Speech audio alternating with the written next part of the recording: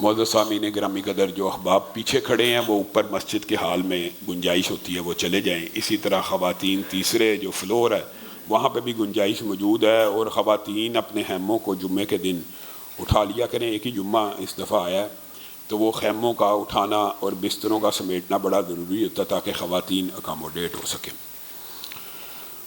معزز سامعین گرامی قدر، آج آپ کے سامنے چند باتوں کو رکھنا اس حوالے سے. رمضان میں عمومی طور پہ ہم اس بارے میں کمنٹ نہیں کرتے، لیکن مسئلہ اتنا سنگین اور گھمبیر ہے کہ یہ کمنٹ کرنا بڑا ضروری ہے. ہمارے انٹلیکچوئلز اور ہمارے تھنک ٹینکس اور ہمارے نظام تعلیم کے جو بڑے ہائر ایجوکیشن کے ماہرین یا بیوروکریسی کے اعلیٰ دماغوں نے ایک فیصلہ کیا ہے. وہ فیصلہ بڑا عظیم ہے، آپ سن کے حیران رہ جائیں گے. ہماری جو تعلیمی معیار ہے پوری دنیا میں سب سے پست ہے. میڈیکل کے اندر کچھ یا انجینئرنگ کے اندر کچھ مقام اوپر ہے، باقی ہر فیلڈ میں، بلکہ میڈیکل اور انجینئرنگ میں بھی پرانے دور کے نصاب ہیں.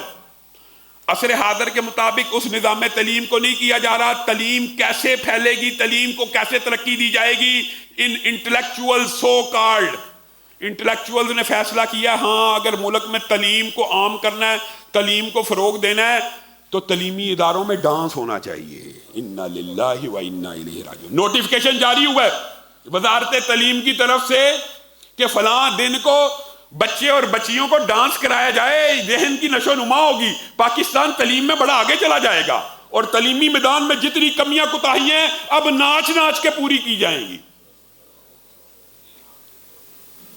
اب بندہ کیا کہ اس زلف پہ پھپتی نہیں شب دے دور کی سوجی، اندھے کو اندھیرے میں بڑی دور کی سوجی. پوری تعلیم کا جو نقصان یا پوری تعلیم کا جو زوال ہے وہ اس بات پہ منتج ہوا ہے کہ اگر ڈانس ہوگا تو ترقی ہو جائے گی. تجھ کو بتاتا ہوں تقدیر امم کیا ہے، شمشیر و ثنا اول، طاؤس اور رباب آخر. یہ کس ذہن کی پتہ نہیں پیداوار ہوتی ہے. یونیسکو کی طرف سے جناب جی انسٹرکشنز ہیں کہ ڈانس کرنے سے تعلیم ترقی کر جائے گی، اور پھر دوسرا نوٹیفیکیشن اس سے بھی بڑا مضحکہ عید ہے.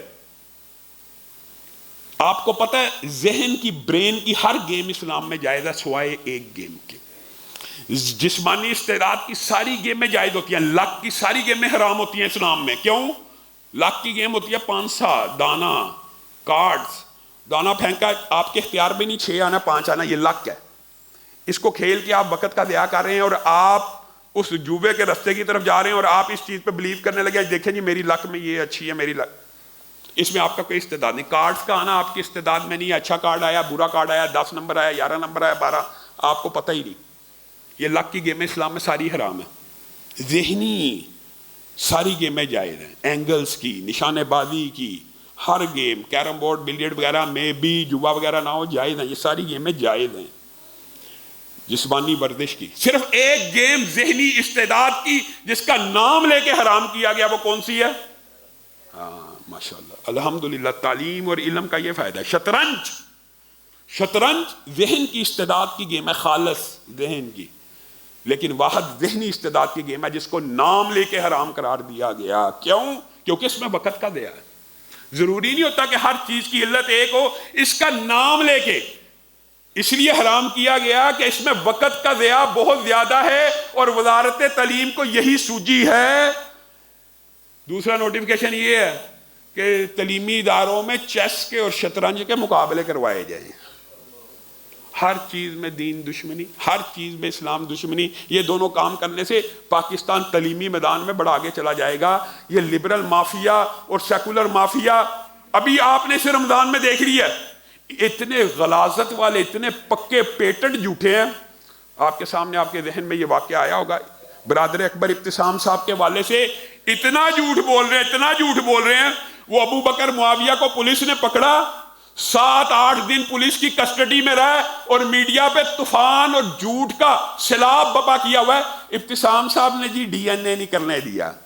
ایس ایچ او کو معطل کراؤ جس نے 7 دن میں ڈی این اے نہیں کروایا، اس مجسٹریٹ کے خلاف کارروائی کرواؤ. جھوٹ اتنا جم کے بولتے ہیں. اور یہ یاد رکھیے روافظ کا اور قادیانی لابی کا. روافظ کا تو 1300 سال سے یہ وتیرہ کہ جھوٹ بولا جائے، شخصیات کے اوپر کبھی اور رقیق الزام لگائے جائیں. امہات المومنین کو نہیں چھوڑا، حضرت عمر کو نہیں چھوڑا. تو آج کے عام مسلمان عالم دین یا دین کے طالب علم کو آپ کے خیال میں چھوڑ دیں گے؟ پوری کہانی گڑی گئی ہے، پوری کہانی۔ اللہ کے بندو، ہم تو یہاں پہ بیٹھے ہوئے کہہ رہے ہیں کہ بچے کے ساتھ بدفعلی کرنے والا سزائے موت کا مستحق ہے، آپ بھی کہیں، آپ کہیں جھوٹا الزام لگانے والا 80 کوڑے کا مستحق ہے، آپ یہ بھی نہیں کہہ سکتے کیونکہ آپ کو پتا آپ نے جھوٹ بولا ہے۔ وجہ ایف آئی آر جو درج ہے، انہوں نے لبرل مافیا ایسی جھوٹ کی بنی ہوئی ہے، اور یہ جو کالے ذہن کے اور کالے رافضی دماغ کے ہیں، انہوں نے ایسا جھوٹ بولا، سب نے پتہ کیا پوسٹ کی ہے؟ زیادتی ہوئی ہے، ریپ ہوا ہے۔ ایف آئی آر میں بھی ریپ نہیں، اٹیمپٹ آف ریپ ہے یا اٹیمپٹ ٹو ریپ ہے، کہ کوشش کی۔ ایف آئی آر بھی یہ تھی، اور پھر حافظ صاحب کے اوپر الزام یہ لگا دیا کہ حافظ صاحب نے ڈی این اے نہیں کرنے دیا۔ 7 دن بندہ تمہارے پاس رہا، حافظ صاحب 8ویں دن جا رہے ہیں، اور وہ بھی بچے کے باپ کے بلانے پہ جا رہے ہیں، بچے کے باپ پہ، اس مولوی کے لیے نہیں بلا رہے۔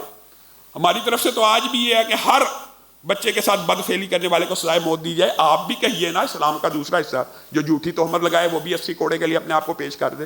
اگر یہ اعلان ہو جائے تو فیس بک کے وہ ہزاروں ملحد بے ایمان سب کو 80 کوڑے لگے، کیونکہ ریپ تو ہوا نہیں، اور اگر ہوا بھی ہے یا نہیں ہوا یہ تو بات کی بات ہے، آپ نے ایف آئی آر ہی نہیں دیکھی۔ اور آپ نے، یہ لبرل مافیا کا ایک خاص سٹائل ہوتا ہے کسی بندے کو بدنام کرنے کا، اس کی کریڈیبلٹی ہو، یہ سمجھتے کریڈیبلٹی اس طرح مجروح ہو جاتی ہے۔ اللہ کے فضل و کرم سے آپ یہ اجتماع دیکھ لیں، یہ کریڈیبلٹی مجروح ہوئی ہے۔ لوگوں کو حقیقت کا پتہ ہوتا ہے کہ جھوٹ بولنے سے، جھوٹ بول کے ان کی کردار کشی کر دی۔ آپ خود بتائیں کہ ایک بندے کا نظریہ یہ ہو کہ زنا بالرضا کی جو سزا ہے وہ بھی موت ہو، تو وہ زنا بالجبر کی حمایت کر سکتا ہے؟ ہم کہتے ہیں ہم جنس پرستی کی اور بچوں کے ساتھ زیادتی کرنے والے کی حمایت نہیں کر رہے ہیں، ہم اس کے خلاف ہیں، ہم اس کی سزائے موت کے قائل ہیں۔ نہیں، آپ حمایتی ہیں، ہم کہہ رہے ہیں ہم خلاف ہیں، وہ کہہ رہے ہیں نہیں آپ حمایتی۔ جس بندے نے ڈی این اے ٹیسٹ کرانا وہ پولیس ہے کہ علامہ ابتسام ہے؟ پولیس نے کروانا، 7 دن ان کے پاس رہا، اس نے نہیں کیا۔ اب یہ کہانی بنا دی ہے کہ 72 گھنٹے گزر گئے، اب ڈی این اے نہیں ہو سکتا۔ کس نے نہیں کروایا؟ علامہ ابتسام نے جا کے روکا ہے۔ ایسے جھوٹے لوگ ہیں، یہ ایک مافیا ہے۔ تو ان کو یہ آج ان کے ذہن میں یہ خیال آیا ہے کہ پاکستان جو نظام تعلیم میں پیچھے ہے، اگر ڈانس کرے گا تو آگے چلا جائے گا، چیس کھیلے گا تو آگے چلا جائے گا۔ ان کی عقلوں کو پھر بندہ سلوٹ ہی پیش کر سکتا ہے۔ آخر میں چند اعلانات ہیں، وہ بھی سماعت فرما لے۔ ایک تو صدقۃ الفطر کے حوالے سے رات کو بھی وضاحت کر دی تھی، تو ساتھیوں نے پوچھا کہ ہے کتنا؟ جو غریب آدمی ہے، غریب ترین بندے نے بھی صدقۃ الفطر دینا ہوتا ہے، اس نے اکٹھا زیادہ سے کرنا ہے اور اپنی طرف سے اپنی گھر والوں کا دینا ہے۔ اس کی جو مقدار ہے وہ 300 سے 450 روپے کے درمیان ہے، اور جو متوسط طبقہ ہے اس کی 700 سے لے کے 1000 تک، اور جو امیر طبقہ ہے کھاتا پیتا ہے، جس کے گھر میں ہفتے میں 2 دفعہ گوشت بن جاتا ہے، 1 دفعہ بن جاتا ہے، مرغی بن جاتی ہے، ایسا بندہ اگر صرف گندم کا صدقہ فطر دے گا تو اس کو خود سوچنا چاہیے کہ گندم جو اور چاول تو غریب اور متوسط کا، تیرے گھر میں تو گوشت پکتا ہے، تیرے گھر میں تو چاہے 1 منٹ میں 1500 کا برگر کھا لیتا ہے، تو بھی اگر اس طرح صدقہ فطر دینا چاہتا ہے تو ان کے لیے بھی رسول اللہ نے اسی دور میں کشمش اور دیگر اجناس کا تعین کر دیا، وہ 2000 سے 3000 روپیہ فی کس اپنا بھی دینا ہے، اپنے گھر والوں کا دینا ہے، 1 دن کا بچہ بھی اس کا بھی دینا ہے، اور اپنے گھر کے جو رہائشی ملازم ہیں ان کا بھی دینا ہے۔ دینا کہاں ہے؟ دین کے اداروں کو دینا ہے، دین کے اداروں کو، مدارس دینیہ کو، ان تعلیمی اداروں کو نہیں جہاں پہ ناچ کے تعلیم کا فروغ ہو، یا ان ہسپتالوں کو نہیں جن کے ڈاکٹروں کی تنخواہیں 5-5 لاکھ۔ اور میں آج درد دل سے یہ بات بھی کہنا چاہتا ہوں، افسوس ہوتا ہے دین کی آڑ میں بھی کچھ لوگ ایسے سامنے آ گئے ہیں جن کے پاس گرینڈ کروزریں ہیں، لینڈ کروزریں ہیں، اور وہ ہم کہتے ہیں جی چندہ صدقہ زکوٰۃ دے دو۔ تو یہ جو پوری مافیا ہے، لبرل مافیا، قادیانی اور رافضی مافیا، انہوں نے مولوی اور مدرسے کو بدنام کرنے کا عہد کیا ہوا ہے، اور حقیقت اس کا فرق پڑ رہا ہے۔ لوگ مدارس کو، مساجد کو نہیں دے رہے، جن مساجد و مدارس کے مولویوں کی تنخواہیں 20,000 15,000 25,000 ہیں ان کو نہیں دینا، لیکن جو گرینڈ کروزر سے اتر کے ڈونیشن مانگ رہا ہے، ڈونیشن، چیریٹی، ان ناموں کے اوپر اپنی تنخواہیں چلاتے ہیں 5-5 10-10 لاکھ۔ میں مبالغہ نہیں کر رہا، آپ چیریٹی کے ادارے، ڈونیشن کے ادارے آپ ان کی گاڑیوں میں رہنا سہنا، ان کے طور اتوار کا مطالعہ کر لیجئے. وہ گاڑی کے پٹرول بھی آپ کے پیسوں کے ڈلواتے ہیں، وہ گاڑیاں بھی آپ کے پیسوں کی لیتے ہیں. وہ اپنی تنخواہیں 5-5 10-10 لاکھ چاہے دین کے نام پہ لے رہے ہیں. آپ بتائیے کہ 5-5 10-10 لاکھ آپ ان کو دے دیتے ہیں، لیکن جو مولوی ویسے زکوٰۃ کا مستحق ہے، جو دین کے ادارے ویسے ہی صدقات کے مستحق ہیں، ان کی 15-20-25 ہزار کی تنخواہیں آپ کو چبھنا شروع کر دیتی ہیں. تو آپ سب ساتھی اللہ کا نام لے کر اللہ کے لیے آپ نے یہ مدد کرنی ہے. مسجدیں بنانا جنت میں گھر بنانے جیسا ہے.